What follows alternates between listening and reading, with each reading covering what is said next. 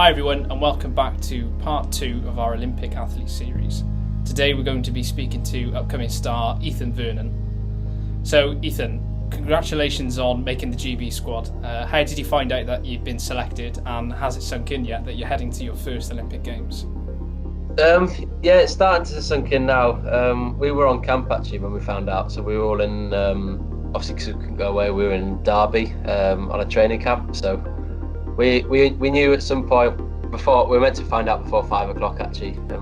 I think it was about 8:30 in the evening, we still hadn't heard, so we were all just refreshing emails and stuff on the camp together, so it was a pretty tense day that, because obviously we were losing someone off the squad who's one of your best mates really, so it was a tough day even when you did find out you were going, so yeah, that's how we found out, and it's starting to sink in now. You know, we've got the kit and we've packed it up and we've headed off to the holding camp in Newport, so yeah, it is sinking in actually now.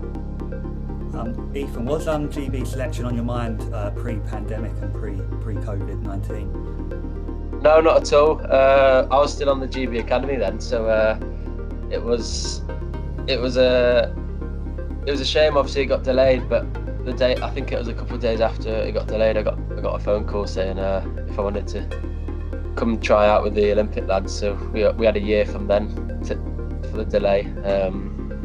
So yeah, I had a year of just putting everything into team shooting and on the turbo and everything. So it's been, obviously there's been no road races for aiming for under 23 riders. So it was alright to just commit fully for team shooting and see where I've come out, and yeah, it's put me in a good place. So yeah, it definitely wasn't on my mind, but yeah, it's been a shame for everyone with the COVID situation and stuff, but for me, in terms of like Olympic selection, it's been ideal. The TP has always been a medal prospect for Team GB with strong squads, but there's other strong squads out there at the moment. Who do you think will be your toughest opponent in the Games? I think everyone's going to be tough. I think everyone that's qualified for it's going to do a good time, and the level's just gone up massively from the last Olympic cycles. You know, it's you got to be doing a lot quicker than what won Rio. So and a lot of teams will be. So I think there's quite a few competitors, but I think there's a few main ones with the Danish, the Aussies, Kiwis, and Italians. I think so. Yeah, it'll be a big fight for the medals. Have any of your teammates who have previously competed at the Olympics given you any advice or told you what to expect? Yeah, well, it's great. We've had Ed with us. No one else has been. It's just been Ed. So it's been really valuable, having Ed here, and I think it works really well. The mix between youth and experience. So we've got like the young lads in, and you got Ed who's been to quite a few Olympics now and triple Olympic champion. So yeah, he's been great with us, and telling us what to expect, and days when that haven't gone so well, being like, oh, this happened before Rio and stuff like that. So it's great to have Ed to settle the nerves, and yeah, I'm sure he'll be great going to Tokyo as well. You've got some great teammates going with you to Tokyo, and we'd just love to know a little bit more about them. So we've got 3 questions for you.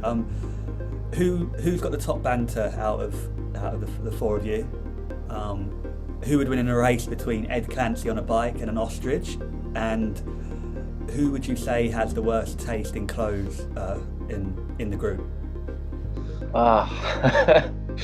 Don't know.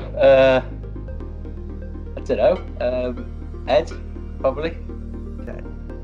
Yeah, just like the age difference between me and Ed, 16 years, so it's quite a laugh. Oh, an ostrich, I reckon. It's debatable. I'm sure most of them would say me, but personally, I think Ollie. I'm sure he'll think me as well. So. On the whole, how have you found the pandemic has affected your training and preparation? We've been lucky really. The velodrome's stayed open where we can, and we've had the support staff obviously taking everything seriously with PPE and stuff.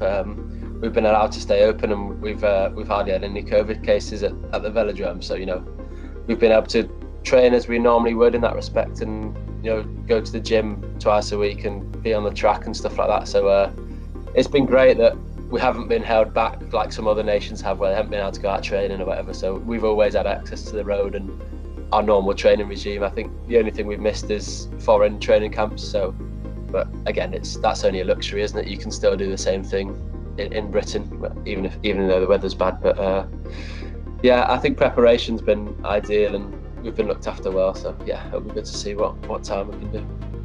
And finally, how has the training been leading up to Tokyo?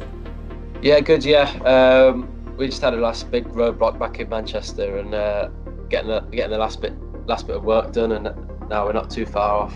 Freshening up and seeing all the fast stuff come in. So we got a few track sessions coming up. We haven't done any yet, so it'll be good to see how we're going. But yeah, before we left to come here, we were going well. So yeah.